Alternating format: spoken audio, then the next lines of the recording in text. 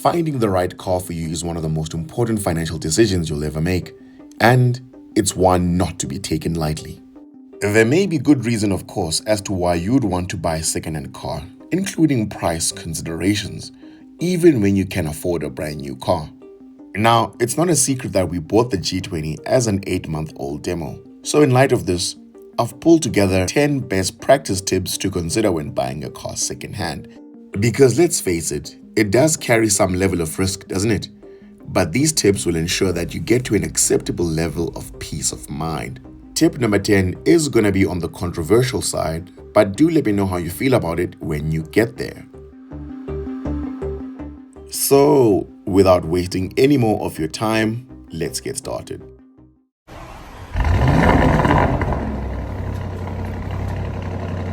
Car Talks: Power, Precision, Performance. Earlier this year, I published a video on the 10 biggest car buying mistakes to avoid, which turned out to be the channel's most liked video with over 700 likes. And many of you had asked me to elaborate on some of the points I had touched on. So consider this the first installment of that elaboration, with many more to come. If you haven't seen the original video yet, I've left a link in the description below. Now, according to CarWow, a vehicle typically loses between 15 and 35% of its value in year 1 and another 10 to 15% over years 2 and 3. So cumulatively, vehicles lose between 35 and 65% of their value within the first 3 years. And based off of these numbers, it begs the question, should you not buy a vehicle in the second-hand market instead?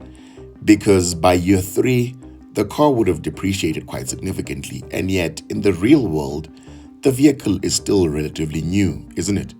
And probably still has its new car smell. But as a caveat, I did mention that buying secondhand does carry some level of risk. So let's dive straight into the top 10 strategies I've used in the past to ensure that I walk away with peace of mind over my purchase. Number 1 is to use time to your advantage. What I mean is that a vehicle sitting on the dealership floor for prolonged periods of time is like a hot potato, racking up costs such as depreciation, insurance, valet, and detailing. The longer the car remains on the floor, the less profitable it becomes, the more desperate the dealership becomes to get rid of it. For instance, a 2023 BMW X5M was originally listed at 2.3 million rands in November 2024, and 6 months later, it was already down to 2,050,000 rands, a 250,000 rand price drop without you having to negotiate. So use time to your advantage by sitting back and analyzing the trends and looking for dealerships in distress. Who knows, you might walk away with a very good deal. Other critical times to buy a car include month-end or year-end, because if a dealership is behind by 2 or 3 cars in order to hit their sales target, then trust that they'll do anything to sell those cars. Well, not anything, but virtually anything. The second thing you want to do is to check the panel alignments and consistency of the gaps across the vehicle relative to how it used to look when it was brand new. If the panel gaps are big enough to build a 2-bedroom apartment in, then leave that car alone. Using the F20 BMW 1 Series as an example, you can clearly see that the panel gaps on a brand new model look consistent throughout the car. So comparing the 1 Series in the images against the actual 1 Series we inspected, you can clearly see that the panel misalignments and those gaps are a significant red flag, without even getting into the details of what actually happened to the car. Conversely, if the panel gaps are too tight as well, is also an indicator of work previously done to the vehicle and should be avoided at all costs. Number 3 ties back to number 2, as you would typically look at them simultaneously, and that is evidence of paintwork. So if there's one random panel that is slightly discolored when compared to the others, or doesn't feel as smooth to the touch, then that is usually evidence of work done post a significant accident. Number 4, wear and tear on tires is increasingly important due to 2 main reasons. The first being that the tires themselves can be expensive. For example, A set of four 19-inch run-flat P0s on the 3 Series will set you back over 20,000 rands, including fitment costs. So if the vehicle in question has significantly used up the life of its tires, then we want to make sure that the retail price of that vehicle includes that factor. Otherwise, you're going to be out of pocket by 20,000 rands. The second reason why tires are important is that the manner in which a tire wears out over time tells us a lot about the suspension and alignment status of the car. So in other words, if the vehicle's tires are not wearing out evenly over time, then that could be evidence of minor alignment issues or perhaps more significant suspension issues that will cost you a great deal to resolve down the road. Number 5 is service history. If the vehicle doesn't have a full service history with a healthy balance of Motoplan still remaining, I don't even consider it. This is because when a vehicle is still under Motoplan, the maintenance schedule is often followed to a T because it's not the owner's cost to incur yet, right? But when the vehicle is out of Motoplan, the full cost of maintenance is on the owner, and minor issues on the vehicle are suddenly neglected by said owner.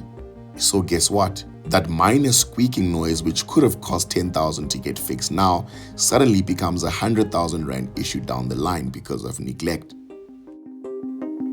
And then you become the guinea pig for all of those issues that were neglected after the expiry of the Motoplan. So in light of this, I firmly believe that buying a vehicle that is still within Motoplan gives you that reasonable level of assurance that it has been maintained as specified by the manufacturer. Public service announcement. If you're enjoying these videos, then do well to leave a like, comment, share, and subscribe. It goes a long way in growing our reach. Number 6, open the bonnet and check the engine bay. Check all of the oils. Engine oil, transmission oil, brake fluid, you name it. Check the color, check the consistency, and check the level. Because for instance, engine oil causes sludge if it's not changed regularly, which is a darkening and thickening of the oil itself, which may cause the engine to seize. Number 7, during the test drive, you want to particularly turn off the radio and the aircon. In fact, I would go as far as to say that you shouldn't even be having a conversation with the salesperson at this point, because this is where you need to focus the most. You want to listen and pay attention to any knocking sounds, vibrations, rattles, and squeaks, as these could be evidence of worn out CV joints, brake pads, broken engine mounts, and everything in between really, so the list is endless. Number 8, look for any cracks in the windscreen because this will mean that the vehicle will not pass a roadworthy test, even if nothing else is wrong with the car. Like the channel car, for example. There's actually a good reason why I've kept it unfixed, but it'll all make sense in time. We've discussed quite a lot of topics and said a mouthful from 1 through to 8. But if all of this is too confusing, then number 9 will come in handy. And that is, have your own mechanic who is independent from the dealership inspect the vehicle for you. A lot of dealerships have their own internal quality control checklists for every vehicle that they purchase, but the main issue here is independence. Imagine if every company audited its own financial statements. Would you still trust that audit report? Probably not, because every company wants to put its best foot forward so that investors can continue to invest. So if a dealership tells you, oh no, we've already checked the car for you, just chuck that report out of the window and get your own mechanic to inspect the car for you. And if a dealer refuses to have your mechanic inspect and drive the car, then that is all the more reason to walk away from the purchase.